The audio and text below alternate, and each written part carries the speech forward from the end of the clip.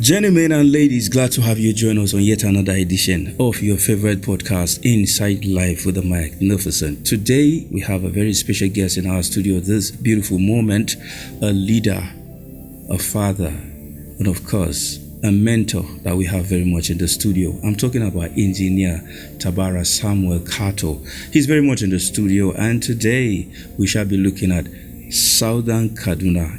Okay, the president of SOKAPUA is very much in the studio. You're welcome, sir. Thank you very much. Thank you for honoring our invitation. It's a pleasure and a privilege to have you here in the studio, sir. Yeah, my pleasure being here.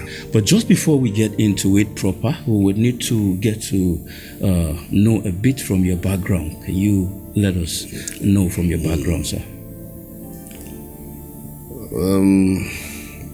My name is Engr Tabara Samuel Kato, born in Tudungwada, Kaduna, of Boju and Jaba parentage. Growing in Tudungwada, it has been interesting. I attended LA Primary School, Tudungwada, then UP Teachers College Zaria, Kaduna Polytechnic, and I also did a professional course with the City and Guilds of London, and I worked for 35 years in NMPC, where I retired as officer in charge of marine operations. I have been an active member of SOKAPUA right from when it was formed in 1994. I served as public relations officer of the Kaduna branch of the union, and also served in the SOKAPUA Movement for State Creation Committee 1995 to 1996. And while then I was in Kaduna as a staff of Kaduna Refinery, where I also became branch chairman of Pengasan. From there, I moved to Lagos, from where I worked. Spent 11 years in Lagos and moved to Port Harcourt, and spent 5 years in Port Harcourt. In all of that, I have been, working in the marine sector of NMPC.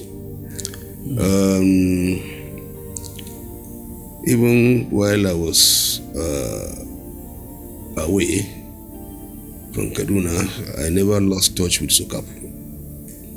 I have been, very passionate in matters of SOKAPUA, Southern Kaduna people, and so SOKAPUA is something that has practically become something like a second nature to me. So up to when I have, become the president, in anything I do, I attach so much passion into it. Yes, so this is it for now. Okay. Sir, let's go straight to the business of the day. What led to the establishment of this inter-ethnic association, and what need does it address?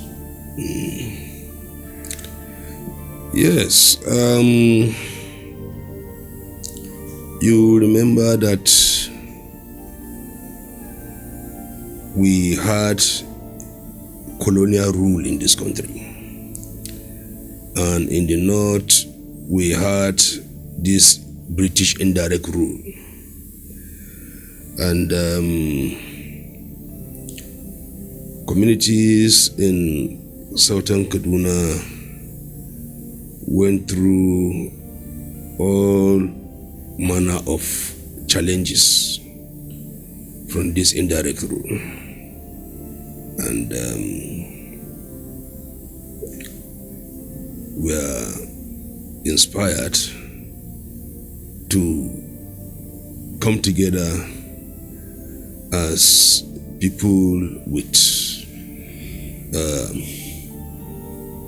generally common heritage, generally common culture, and bounded by same geographical location.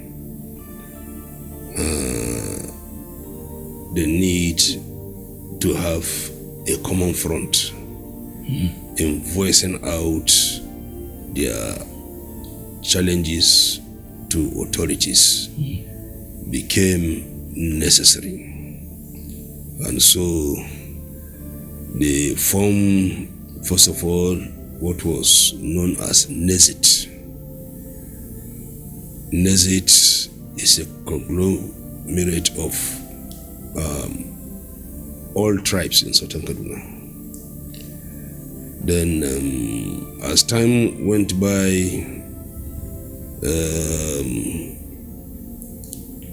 we enjoyed independence. There was relative comfort. So the NESIT went lethargic. And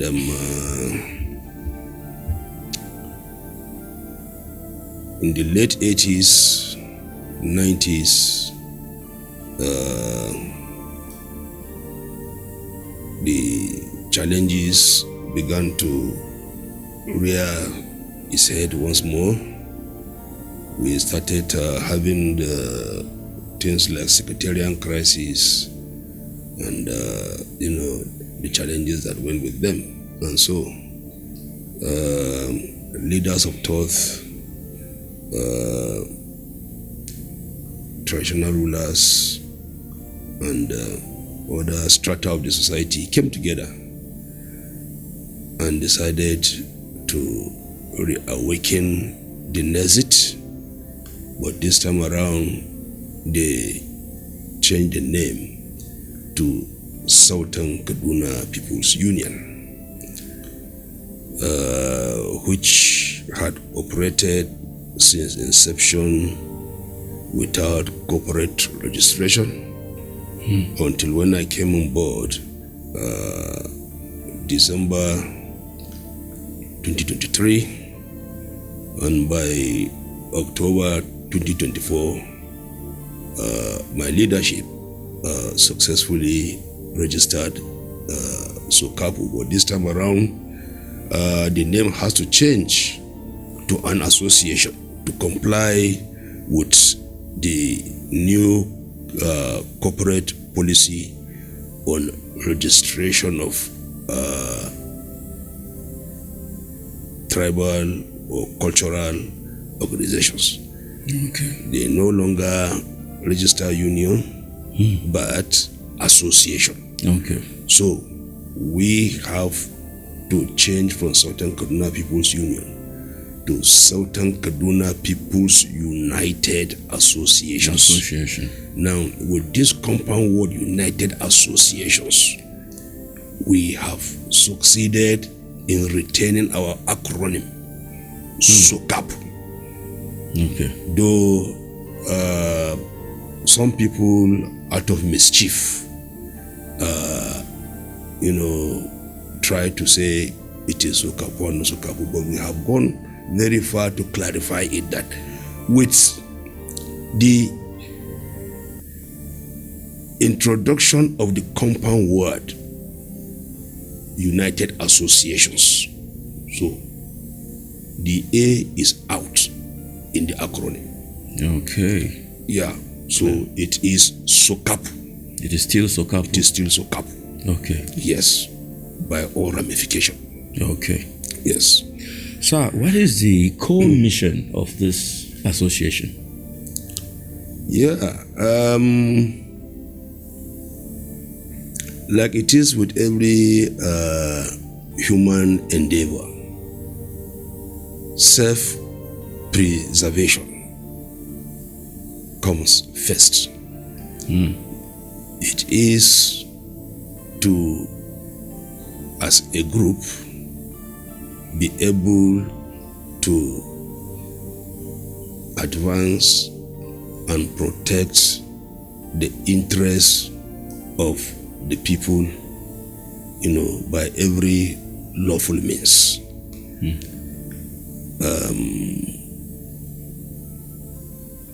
We do this by identifying other socio-cultural groups, like you have the community development associations of the Kataf, the Boju, the Marwa, the Sangha, the Ikolo, and so on and so forth. Yes, and so far we have up to 66 registered community development associations of Southern Kaduna as members of SOKAPU. That is really a noble work you are doing, sir. Sir, I know there are the ethnic groups in Southern Kaduna are numerous. Would you recall all the names of the ethnic groups that are part of this association? Yeah, quite a lot. Like I said, we have 66 of them. I can only remember a few of them offhand. So I think we should make do with the few I have mentioned. Exactly. So what's the main activities or programs being brought about by this association to unite, to bring about unity in the association? Before now, SOKAPU have been engaged in several programs. Okay. Like when the issue of restructuring, was in the fore, SOKAPU, I remember, organized summit that centered on restructuring. And when political issues are around the corner, SOKAPU have rolled out programs in the past, by way of summit. And we do public enlightenment, and mobilize the people to discharge their civic responsibilities, like in the areas of voters registration, and so on and so forth.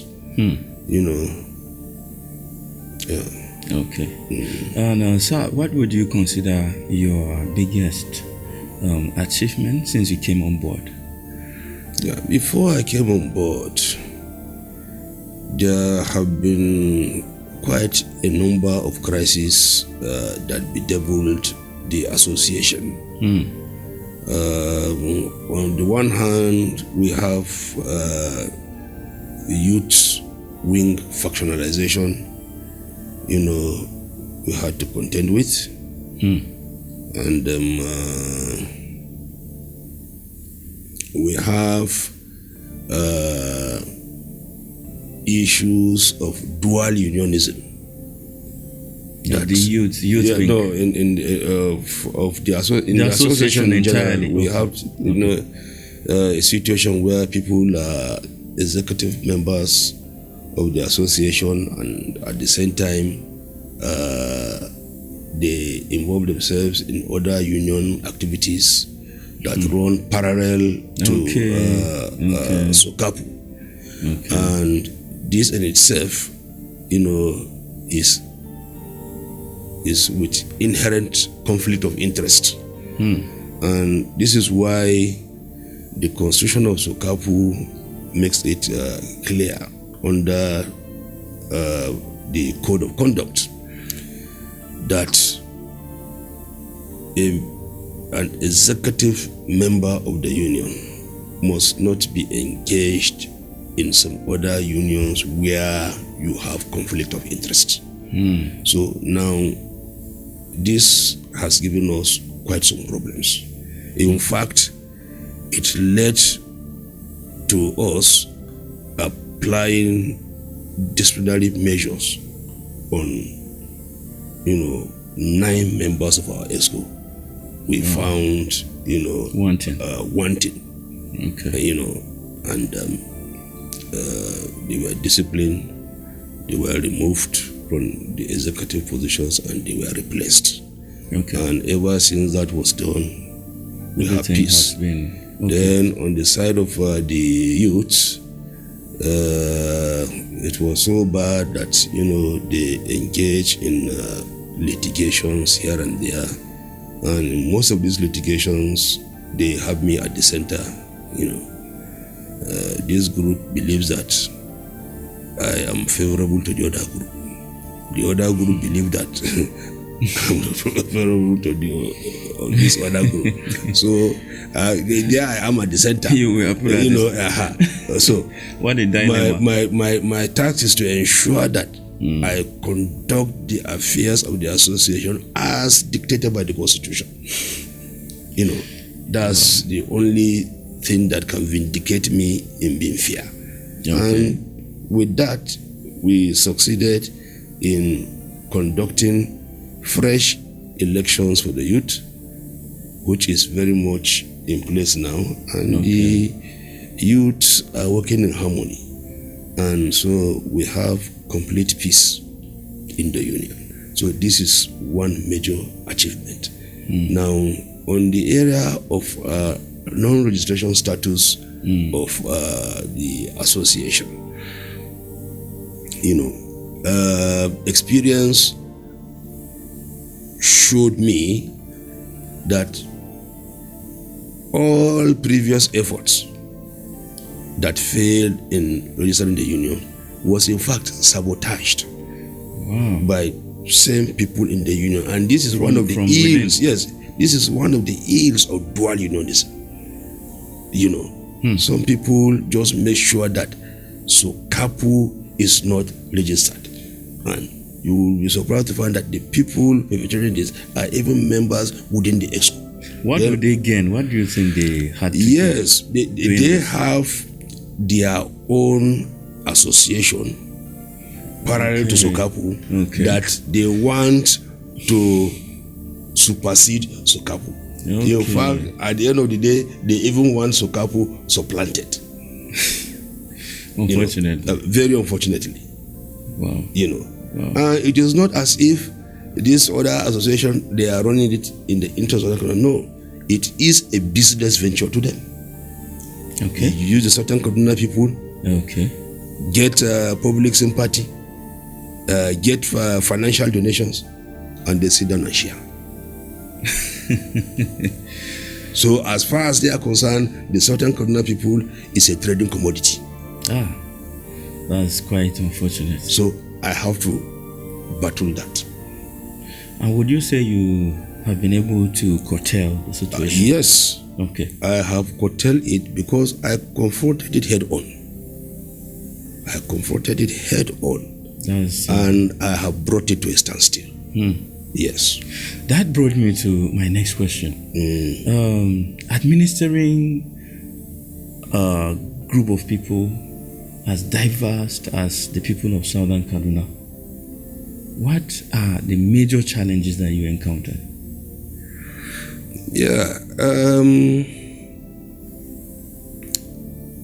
Still connected to what I said earlier. Okay. This proliferation of other organizations, that operate at variance with the interests of SOKAPU. And there are many of them, So And of course, with such proliferation of associations, they undermine unity. So SOKAPU is trying to build on one hand and they are destroying on the other hand. You know, so that's a major challenge. And like I have said, to a very far reasonable extent, we have overcome this challenge. Okay. Yes. So how do you handle misunderstanding and cultural differences within the association? The people, the Southern Kaduna people. Yeah. Cultural differences and misunderstanding and disagreements. Yeah. With culture, I wouldn't say we ever had any problem with culture. Okay. Yeah. Culture is similar, very our similar. cultures are similar. The differences I have encountered is that of vested interest. And for me, I have always taken my time, dig deep into the matter, and understand who are the characters at play. And I go after them.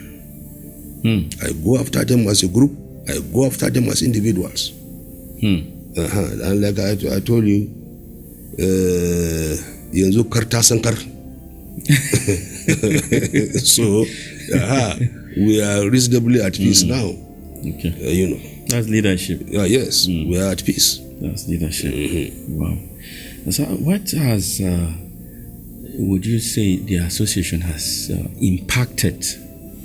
I know you have mentioned a lot of achievements. I'm talking about the impact to the common man, the Southern Kaduna person. Yeah. So our impact may not be readily visible. Okay. For example, when I came on board, I found that certain funds made for IDPs were misappropriated. And I am in court with those who misappropriated these funds. That's one. Number two, the business as usual that used to be. People go into SOKAPU and just found, utilize it as an avenue of making money for themselves. I have stopped it. SOKAPU should serve the people.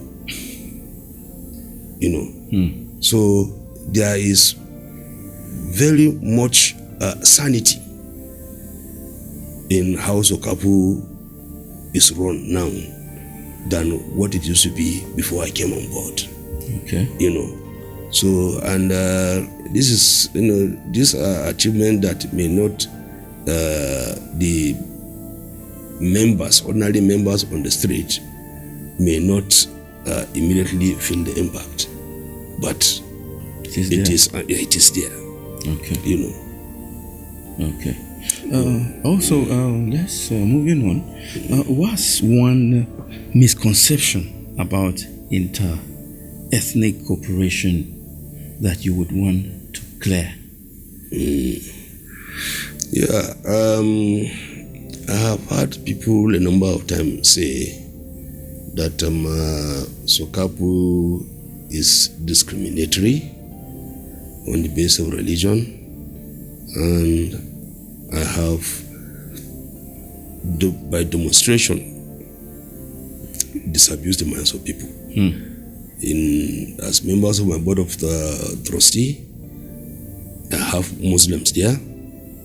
That's good. Much as we have Christians. That's good. And quite a number of the committees I have said have people from the Muslim family as part of us. Okay. And in fact, I will even say here that I enjoy greater cooperation from the Muslim groups than even the Christian group. I can tell you. Wow. Yes. I enjoy quite ironically. Yes, ironically. So, and when you look at my background, somebody who grew up in Tudungwada, amongst Muslims, amongst Hausa, amongst Fulani. So now, person with my background, the last thing you will expect is to be biased on the basis of religion or tribe, because these are people I grew till today. The families who have known ourselves in Tudungwada, we still relate. They visit me, I visit them.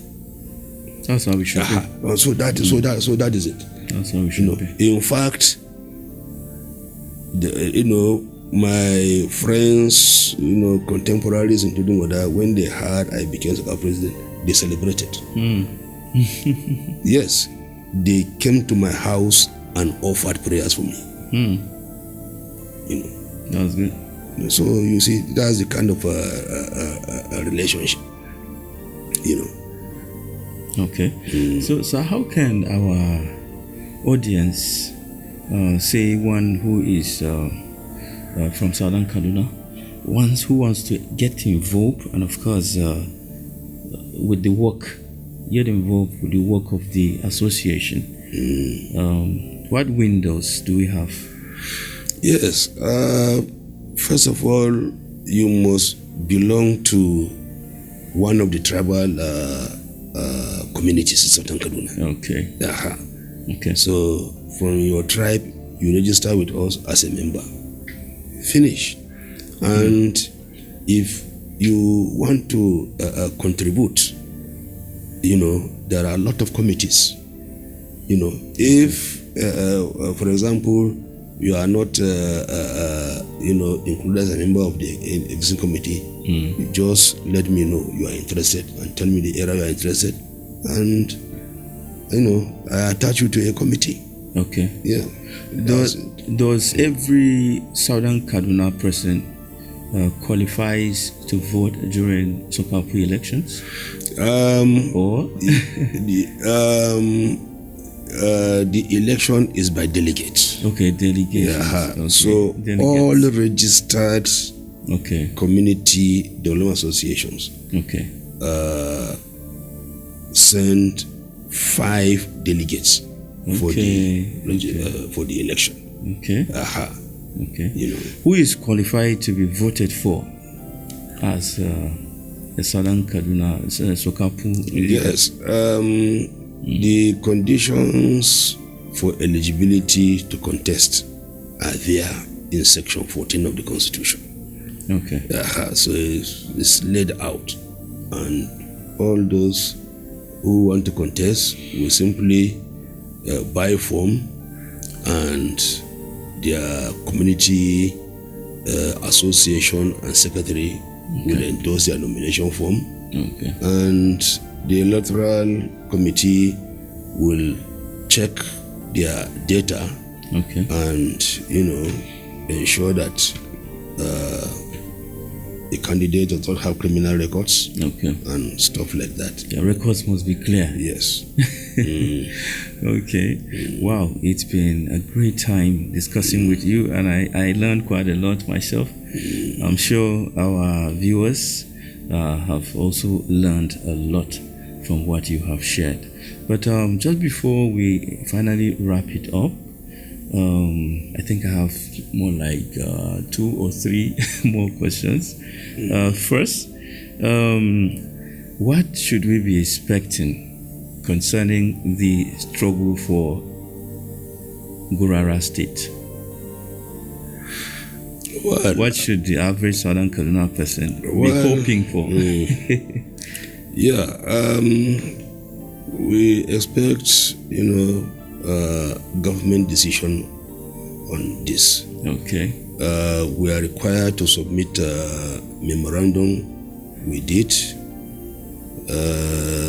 We were invited to public hearing by the House of Rep and by the House of Senate. Okay. And we have done that which is required of us by the Constitution of the Federal Republic of Nigeria. So the rest is with the National Assembly and the federal government. Okay. So we are hopeful that the government, if they will create one state, Bulara should be that state. Should be that state. So the requirement has been met already? We met the requirement 100%. Okay. Yes. Meaning, to me, I would say that should mean that there is hope on sight. Oh, yes. Okay. Okay. And then also, I would like you to talk to us about the need for unity and also peaceful coexistence. Yeah. Of course, we need this. Oh, yes. Well, first and foremost, Southern Kaduna is a highly blessed region. Obviously. You talk of human resources, we have them in abundance.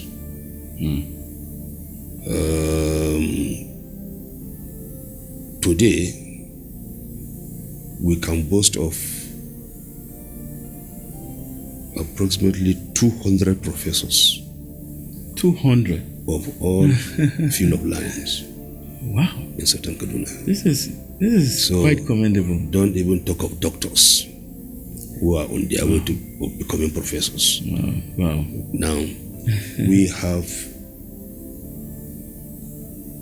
huge deposit of mineral resources. We have favorable rainy season. So under conflicts, there is no way we can enjoy these resources. Very, very true. So for us to enjoy these God-given resources, we must embrace peace.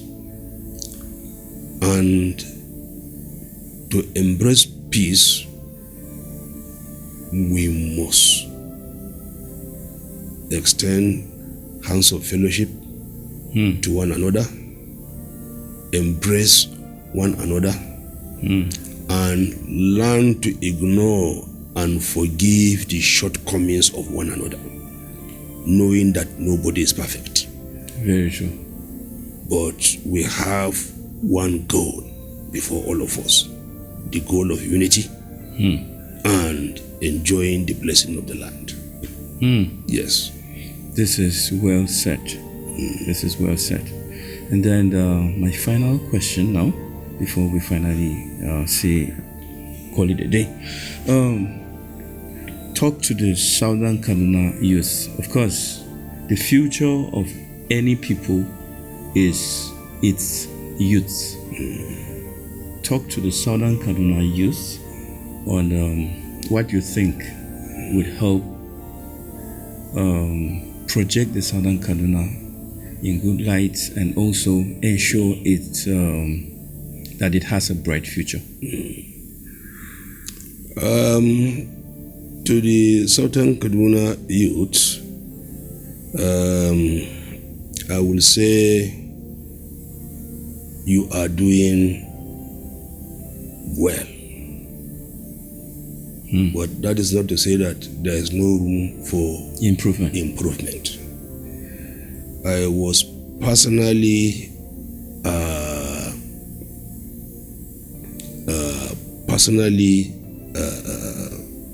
satisfied, encouraged, when the Southern Kaduna youth came together to resolve their political differences and came up with a very powerful communique that put to rest misgivings, in some areas of the previous election.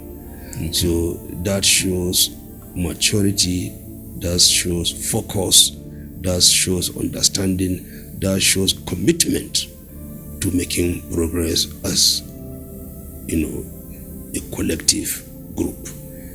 I want to caution that politicians who believe in divide and rule will not relent in the use of this antique.